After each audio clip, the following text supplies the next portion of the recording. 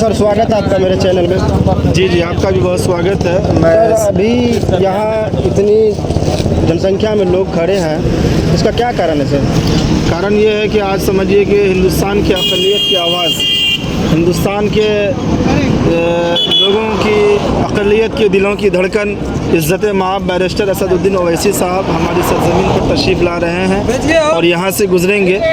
मधुबनी जाना है, दरभंगा में उनका प्रोग्राम वक्फ़ कानून के ख़िलाफ़ में होना है, वहीं वो जा रहे हैं, रवाना हो रहे हैं। तो हमने दरख्वास्त की थी रात में उनसे कि गुंजाइश हो तो आप हमारे यहाँ तशरीफ़ लाएँ, हम आपका स्वागत करेंगे। आपके आगमन पर हम नौजवानों को इकट्ठा करेंगे और जितने भी यहाँ पे भीड़ दिख रही है ना, ये सारे लोग हमारे पार्टी के चाहने वाले हैं और सब उसके दीवाने हैं, उसके इंतज़ार में यहाँ पे उनके स्वागत में खड़े हैं। जी, तो यहाँ आने का इसका विशेष कोई कारण या कहीं और प्रोग्राम है इसका? विशेष कारण ही है, वो हैदराबाद की सरज़मीन से किशनगंज आए थे और किशनगंज में 2-3 मकामात पर उन्होंने विधानसभा के प्रति आने वाले आगामी विधानसभा के ताल्लुक़ से भी लोगों से बात की, लोगों को बेदार किया कि आने वाले विधानसभा में हमको मौका दीजिए, हमारे पार्टी को मुंतखब कीजिए और यहाँ की जो ज़बूहाली है, जो परेशानी है, यहाँ जो लोगों के साथ समस्याएँ हैं, उनको हम हल करेंगे। आप लोग हम पे विश्वास कीजिए। दूसरी बात ये, अभी वर्तमान में जो सरकार ने नए कानून को पास किया है जो अक़लियत के ख़िलाफ़ है,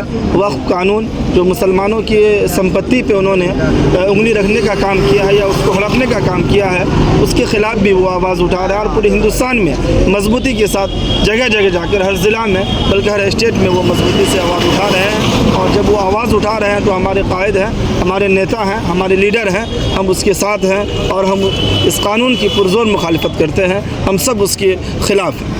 क्या सर वक्फ बिल का क्या प्रारूप है, थोड़ा बताना चाहेंगे? वक्फ बिल का प्रारूप ये है कि आज तक आज़ादी के बाद से जो हमारे आबाओ अजदाद ने, यहाँ के पूर्वजों ने हम लोगों के लिए या आने वाली नस्ल के लिए जो संपत्ति वक्फ करके गया था कि वक्त पड़ने पर कभी भी आने वाले इस तरह के नागहानी वाक़यात जब पेश आएंगे, हिंदुस्तानी मुसलमानों को और ख़ास तौर से अक़लियत को कभी इसकी जो है कमी महसूस होगी, आर्थिक कमी महसूस होगी या किसी तरह की कोई कमज़ोरी महसूस होगी, तो इन संपत्तियों का इस्तेमाल करके वो हिंदुस्तान को मजबूत बनाने का काम करेंगे।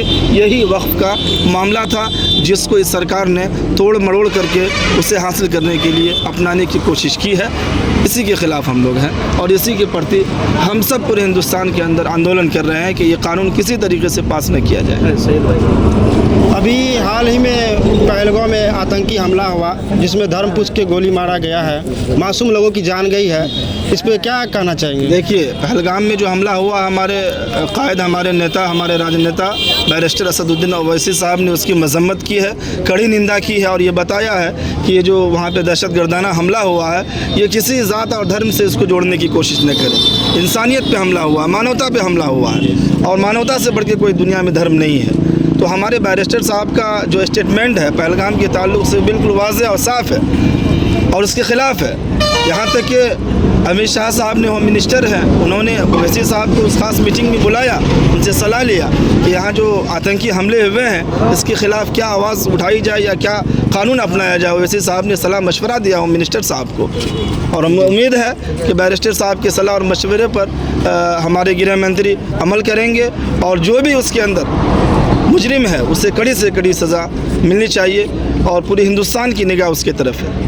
कहीं न कहीं पूरे कौम को दागिद करने का काम किया गया आतंकी के द्वारा। बिल्कुल, पूरे नेशन को चैलेंज किया गया, हिंदुस्तान की पूरे नेशन को चैलेंज किया ये हमला और हिंदुस्तानी हुकूमत पर उन्होंने धब्बा लगाने की कोशिश की है, उसे बदनाम करने की कोशिश की है और ऐसा कभी होने नहीं देंगे।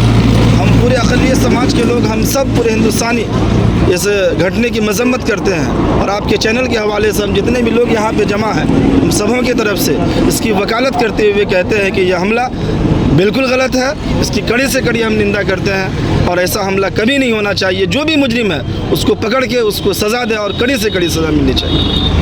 कहीं न कहीं सरकार सुरक्षा व्यवस्था में चुके हैं। देखिए, आए दिन हिंदुस्तान की आबादी बहुत बड़ी है, आए दिन कोई न कोई इस तरह के वाक़यात और हालात सामने आते रहते हैं, लेकिन लॉ एंड ऑर्डर का कहीं न कहीं लॉ एंड ऑर्डर का यहाँ पे धज्जी उड़ाई जा रही है और इसके ख़िलाफ़ सरकार को अपने कानून को मजबूत और मुस्तहकम करना चाहिए। कभी भी इस तरह के वाक़यात सामने ना आए, इसके लिए आइंदे उसे बेहतर तरीक़े से अपने कानून और अर्थव्यवस्था को देखना चाहिए। क्या बताना चाहेंगे हिदुतुल्लाह रहमानी जी? बताना यही चाहेंगे कि जितने भी नौजवान यहाँ पे हाजिर हैं अभी, ये ओवैसी साहब की मोहब्बत में है और ये सब की एक सोच है कि अपनी क़यादत को मजबूत करना चाहते हैं। उनको मजबूत करने के लिए ये लोग दूर दराज से यहाँ पे पहुँचे हुए हैं और यहाँ के लोकल जो बड़े हैं नेतागण हैं वो भी आए हुए हैं।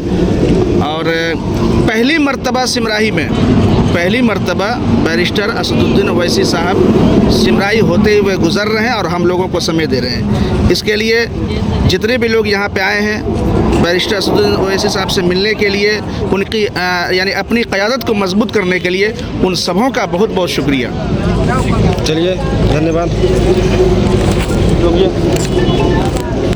ठीक है।